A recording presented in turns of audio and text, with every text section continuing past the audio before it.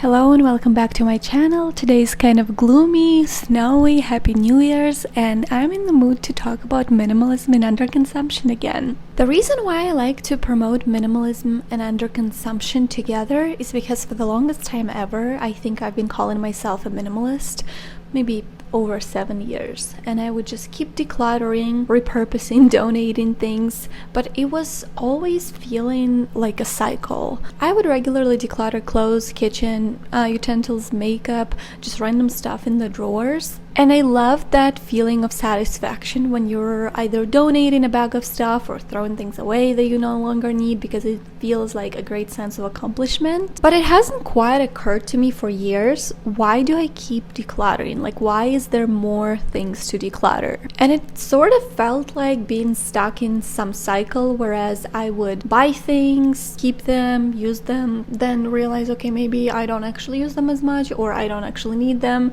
declutter them, feel good, then that space is freed up and then it gets filled with other random things. And definitely each year I was for sure becoming a better version of myself when it came down to minimalism, because I had less and less, and I was realizing and kind of learning, what do I need, what do I use, what do I need to buy more or less of. But I still could not figure out why I cannot achieve that perfect sense of minimalism whenever I would watch my favorite YouTubers or people who talk about minimalism. And the answer to that, and it clicked I guess at some point, is that minimalism needs to be best friends with anti-consumption or severe underconsumption, basically. And I also really love how underconsumption was finally trending this year, whereas people were looking at their things and realizing, basically waking up to this idea of, why do I consume so much? This, for one person, this would take decades to use up. And also part of the reason is, finally, we want the products that last, because everything that is currently on the shelves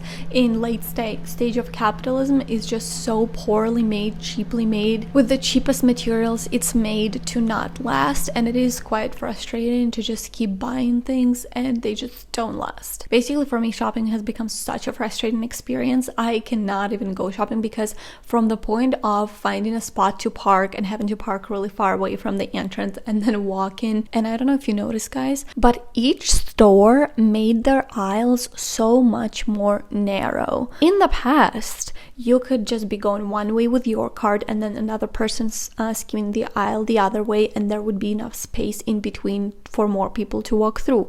But some aisles nowadays, like, there's barely enough space for two people just kind of coming from different ways, and it's really frustrating, because while you're trying to shop and looking at the items, you're also trying to be conscientious and courteous of other people around you, and I feel like you're constantly like looking left and right, making sure you're not in somebody's way or accommodating for them to pass through as well. And then don't even get me started at the fact that there's 40 registers, out of which only 2 work, and then you have to basically stand and wait. And honestly, for me, this has been a good thing, because most of the time, if I have to stand in line for longer than 10 minutes, I'd be staring at the stuff in my cart and realizing, well, actually, this is kind of great, because I don't even need half this stuff. Then when I lived in Vegas, something that my local Walmart did is, while you're shopping with your cart and you're like just so frustrated because the aisles are too narrow, there's too many people, the lights, I don't know what it is about the Walmart lights, but they're just like, there's something about them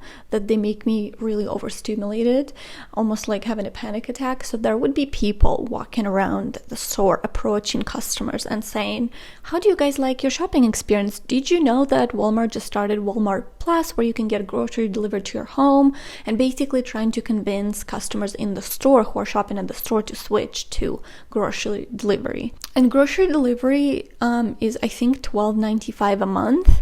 And something that I thought was interesting is, when you're ordering through Walmart app, it will say at the checkout, tip not required. So like, you can put a tip, but it's not required. However, if I'm a decent person and somebody's like bringing my groceries, I'm not gonna like leave them without a tip. So obviously I would need to tip them, and tipping $3 or $5 in this economy doesn't even sound reasonable at all. So I have to leave them a tip of $10 each time, just because they had to like go pick it up and like drive and bring all of that. And usually, you know, if it's heavy items such as like waters, juice, or whatever. So then at the end, you're actually like, you know what, I think it's actually better for myself to go back to the store and buy these items. But then again, you're dealing with that frustrating experience. And one huge downside for me trying to order grocery delivery was people who are doing the pickings. If you're buying like regular items off the shelf that you can pick up, there's usually no problem with it unless they like grab the wrong flavor. But when it comes down to produce aisle or like Whole Foods, they would always pick the worst kinds of bananas, oranges, tomatoes, cucumbers. I don't know what it is, but they just could not for the life of them pick the correct number, the correct amount, the correct kind, and something that has not gone bad yet. But anyways, I digress. We'll already know that it's kind of a frustrating experience just going out and shopping anyways. I was basically stuck in a cycle of buy, keep, organize, like move things from place to place, and then eventually use it up, or realize that I need to declutter it, feel good about it, and repeat this process and think, well, I'm still a minimalist because I have a lot less items, and yes, I do keep like replenishing them, but I'm still more minimalist like compared to maybe some other people I know, or compared to who I used to be.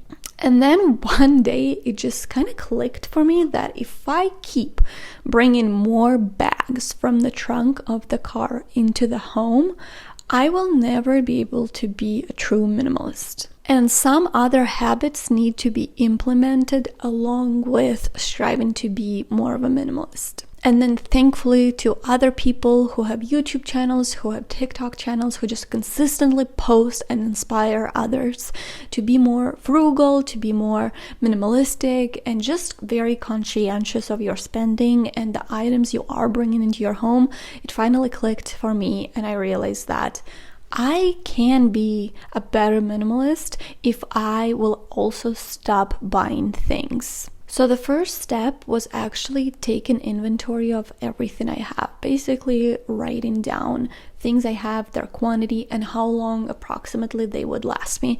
And thankfully, you know, at that time I didn't have too much, but I did have a lot, and a lot of it was not necessary. And then I also realized at its core, why do I not want to consume? And like I said before, my interest for consumptions has significantly dropped when I just don't see any quality in what I'm buying.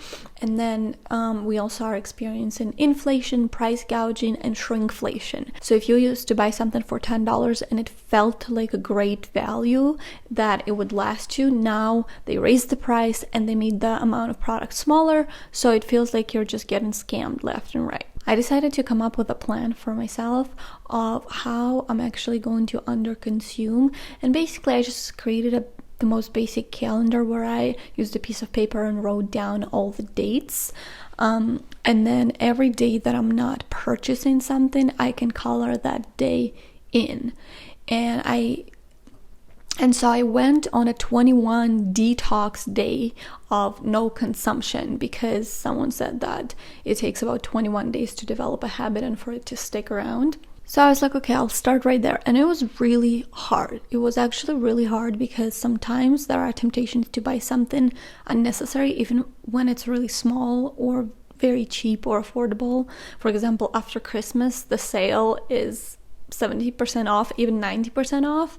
And now I'm looking at it and I just see it all as junk. But I used to be like, wow, this is a great deal. I have to buy it for next year. And it was really eye-opening for me. There's levels to this thing and I can actually progress in it and I can actually do better and be better. Because my goal was really to save time. To save time from organizing things from place to place, moving them around. It's easier to just have less when there's nothing to move around, nothing to organize. Like I don't have to go to the container store and buy containers for things that I need to organize when there's barely any things to organize. They were selling this container for a pasta for like $55 or something crazy ridiculous. And I was like, I'm pretty sure I buy fettuccine pasta for like $2. So that container is like 100 times more expensive than the actual contents of the items I'm putting inside. I also love how a lot of people, after Christmas, when everybody takes down their Christmas tree, they just get this urge to declutter. I've been watching a few channels on TikTok for these women who are basically stay-at-home moms and how they're struggling with picking up things every day. And I love to see their content because it obviously like scratches something in your brain that you feel really satisfied when they like clean everything up. But then the problem is it's a daily struggle, it's a weekly struggle for them to keep organizing the same things as opposed to just downsizing, decluttering, and then not purchasing anymore. It took me many years to develop proper habits, but also stick with them and have discipline to basically be a minimalist, stay a minimalist, but also not buy extra things. Because of course, when you're a minimalist, you think, okay, well, where am I gonna put it? So you kind of go through the mental load of questions. But sometimes when you are feeling low, even if you are a minimalist, you can still kind of make progress of one step forward, two steps back. And that's how it has really been for me for several years, where I would make some good progress on my minimalism journey, but then I would get sick, or I would just be feeling down or maybe a little bit depressed, and I would kind of backtrack on that progress. Some of my goals for this year is to just continue being as minimalistic as I am, also doing an extreme no buy, whereas I'm able to sort of see with different eyes the things that I already have and use them and focus on other things. For example, instead of like cleaning every day for 15 minutes, I should be working out or doing like a simple exercise routine instead of cleaning. With these videos, I don't think I'm going to be saying anything new or anything revolutionary, but I just like to keep the discussion going, and I like to hear other people's experiences. I love to hear other people's ideas and their discoveries because it's definitely a journey. Thanks so much for watching this channel. Have a good day.